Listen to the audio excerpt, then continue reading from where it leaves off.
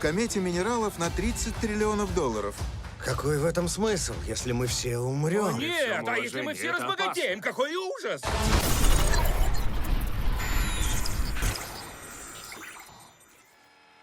Прежде чем начать отзыв и небольшой обзор-разбор фильма «Не смотрите наверх», хотелось бы еще раз пнуть «Матрицу» новую и ее создателей и посоветовать не идти в кино на эту фигню.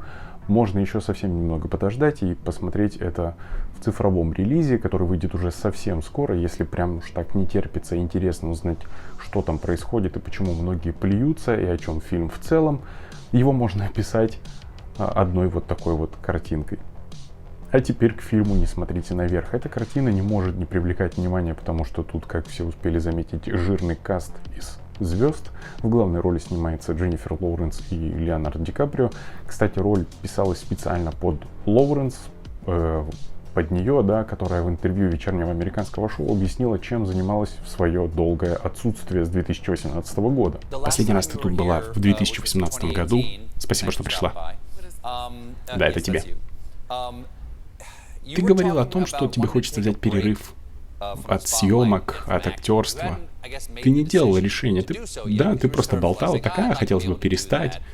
Потом мы напились рома, да. Ты пьяная ушла отсюда из студии. Но ты действительно закончила, и многие люди говорили об этом. Что ты делала все это время? Тебе было весело? Что ты делала последние 3 года? У меня было много секса. Молодец. Молодец. А Ди Каприо вообще мариновал создателей картины целых 5 месяцев, пока подписал контракт на участие в съемках. Весь костяк сформировался осенью прошлого года. Это кино в научно-фантастическом стиле, едкая сатира на злобу дня касательно таких тем, как изменение климата. В завуалированной форме тут выступает открытая этими учеными комета, которая стремительно приближается к Земле и, возможно, столкновение. В фильме также высмеиваются главы корпораций, правительства, человеческие пороки и пофигистическое отношение людей в целом ко всему происходящему.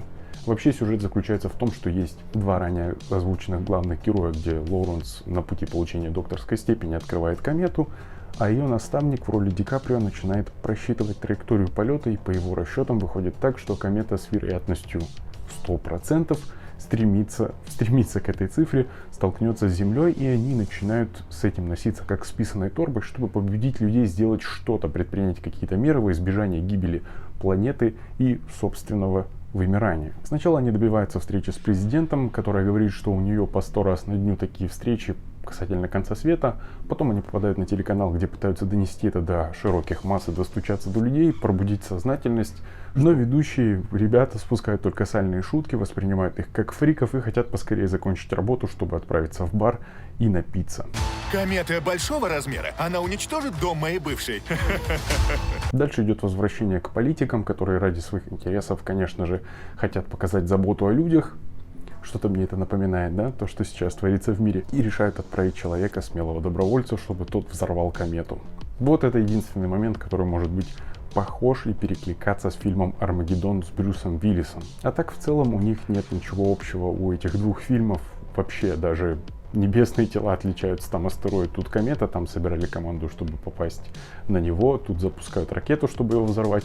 И вообще это совсем кратенький эпизодик. Надеюсь, это не спойлер. Еще в фильме есть Тимоти Шаломе. Если вы хотите посмотреть чисто из-за него, или он вас подстегивает к просмотру, ну, мало ли, сейчас он очень на слуху, распиарен, многим нравится этот парень. Так он есть в фильме, но очень мало его. Он появляется где-то спустя 1,5 часа фильма. И, как я уже сказал, совсем немного времени он на экране. Больше здесь так это сексапильный и горячий Кейт Бланшетт, которая явно порадует мужскую половину аудитории своим присутствием на экране. Вообще из нее и комедийного актера Тайлера Перри вышла прикольная пара ведущих телевизионного шоу. Касательно главных героев не скажу, что они были прям какие-то выдающиеся, да. Лоуренс в принципе была в привычной, обычной для себя роли, очень похожей на предыдущих своих персонажей в кино. Вот Ди Каприо, да, он немного другого типажа, не как обычно какой-то мажор, дэнди, прожигатель жизни, успешный аферист или авантюрист, а вот такой вот ученый, тюфяк с астмой, но все же, как все его предыдущие персонажи, употребляющий наркотики и кучу таблеток. В целом вышла неплохая черная комедия. Был момент ближе к концу фильма, где я очень громко засмеялся в голос. И это случилось просто из-за неожиданности. А вообще сам момент, он очень обычный, понятный, простой в плане юмора. Я думаю, все поймут эту шутку. И может многие так же, как я, засмеются. В каком-то смысле мне напомнило фрагмент из фильма «Один дома».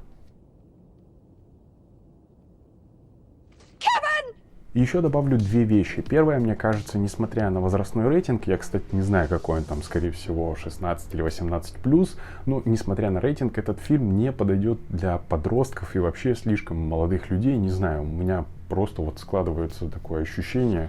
И второе, если вы вдруг, не знаю, там, суеверный человек, и там верите в какие-то вещи, приметы, знаки, к примеру, например, как встретишь Новый год, так его и проведешь, и тому подобное, что-то да, около того, то этот фильм лучше отложить на потом, не смотрите его на Новый год, перед Новым годом, лучше посмотрите его после праздника в 2022 году. Подытожу, что Адам Маккей меня удивил своей работой в хорошем смысле слова. Вышла добротная черная комедия с шикарной и смелой концовкой. Очень круто, что сейчас не, к примеру, начало нулевых или еще раньше, когда там в принципе нельзя было заканчивать так кино. Ставьте большой палец вверх, если вам понравился этот ролик. Подписывайтесь на канал, нажимайте на колокольчик, чтобы не пропускать новые видео. Пишите в комментариях, что вы думаете о фильме. Не смотрите наверх. А на этом все. Спасибо за просмотр. До встречи. Пока.